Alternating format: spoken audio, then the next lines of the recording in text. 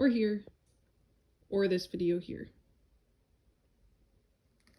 In November of 2019, my husband and I went on a trip to China to visit my dad, who was living there at the time.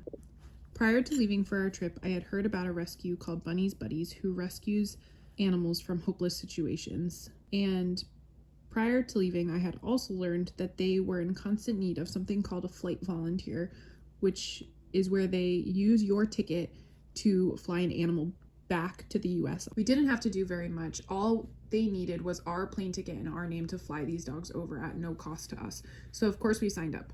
I've always been an animal lover. This seemed like such an easy way to volunteer in some way, shape, or form. And it actually was a great experience. We got to hang out with 3 Goldens for a short amount of time. We got to unite them with their homes here in the US. It was great. While we were in China, we ended up visiting one of the greatest sites, which was the Great Wall of China, and it was so stunning. It was unbelievable. And as we were leaving, we ended up seeing this big cage in the corner of the parking lot with this really sad looking dog in it. And we were getting into our taxi. I didn't even have time to take a picture because we were running late for something and our taxi driver was telling us to get in. And so we got into the taxi, but I quick snapped a picture, maybe 2 pictures, of this cage with this dog in it, who at the time I thought was a mangy golden retriever, and ended up going back. We didn't have any phone service, so I used Wi-Fi and a Maps app and actually Snapchat, I think, to go on a map and like circle exactly where we were based on the tourist map that we had. Huge language barrier, like no information other than the little bit of technology on my phone that worked. So I ended up being able to send a map and all of this information to the founder of the rescue, not really thinking much of it. Lost Wi-Fi, wouldn't have it for a couple hours. And when I signed back onto my phone, when we were at our next hotel, I saw that they had rescued him, and it was this very surreal experience. I remember we were standing in a new hotel in a different part of the country, and we got the message that they rescued him. He was safe, he was huge, got a couple pictures, and that was about it. But immediately we just had this gut feeling like we need to ask if we can rescue him. I didn't want to get my hopes up. I wanted to still just enjoy the rest of our time away in such a cool place. And we went out to dinner that night, and we were just talking about it, and we're like, this feels so weird. You know, we've been talking about a dog. We moved from an apartment to a house like 2 months prior because we really wanted to get a dog, but we couldn't have a dog in our apartment. And there were just so many different dots that were connecting, all of these different things that were happening. So we just kept talking about it. We're like, okay, we'll put it on the back burner. We'll keep talking about it, and we'll send her a message when we're able. So I wasted no time, and as soon as we got back to our hotel room, sent her a message saying, like, we want to adopt this dog. We're going to apply as soon as we get back. I don't even know if he was going to make it back to the States, but here's our plan, and kind of left it at that. Yeah, so we landed back in the US. We got the "you're approved" text. I remember just being so excited that we got approved. Yeah, so then we waited another, I think it was another full month. So that was end of December, then end of January. So now it's 2020. They ended up being able to fly him over, and we picked him up on January 26th. That same weekend, or that next weekend, maybe a couple days later, all flights from China totally shut down into the US because COVID was getting kind of serious at that point. And then, yeah, it was just crazy. We drove him all the way home. He was covered in poop.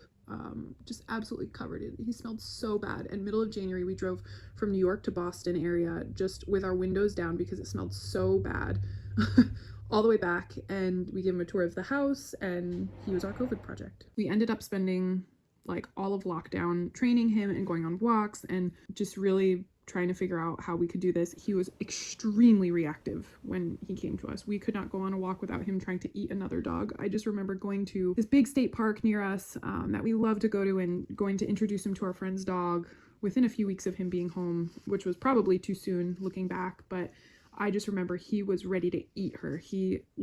It was so terrifying, and I was wondering, what are we going to do? How are we going to get him trained? Because the world was shutting down, and it was starting to be like not trainers available for this reason, and it was kind of weird to have people in your house, and now he's a big baby. He's still not great with other dogs. He still has some reactivity issues, but we've kind of narrowed it down to what is his trigger. A lot of times it's food. Cigarette smoke can kind of be a big trigger for him sometimes. Male dogs, large male dogs, alpha male dogs. He does great with most small females that are not neutered, which makes a lot of sense because I'm guessing that there are some Wally children out there somewhere, and I would love to see one because I'm sure they're adorable.